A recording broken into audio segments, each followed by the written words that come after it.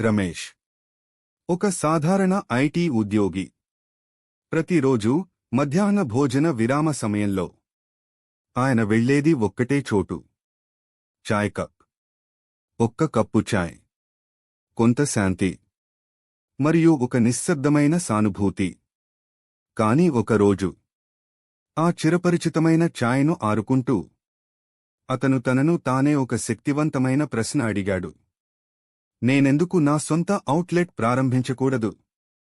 ఆ ప్రశ్న ఒక నిర్ణయంగా మారింది.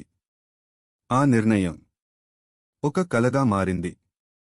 కేవలం 3 నెలల్లోనే తన ఐటీ ఉద్యోగానికి గుడ్ బై చెప్పి తన సొంత ఊర్లో తనే ప్రారంభించిన చాయ్ కప్. ఈరోజు రమేష్ కేవలం చాయ్ మాత్రమే ఇవ్వడం లేదు. ఆయన స్ఫూర్తిని పంచుతున్నాడు, మార్పును ముద్రిస్తున్నాడు. ఆయన ఇప్పుడు ఒక ఉద్యమి.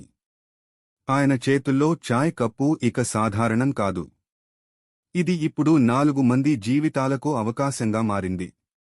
ఒక్క సిప్తో మొదలై ఓ స్టార్టప్తో ముగిసింది.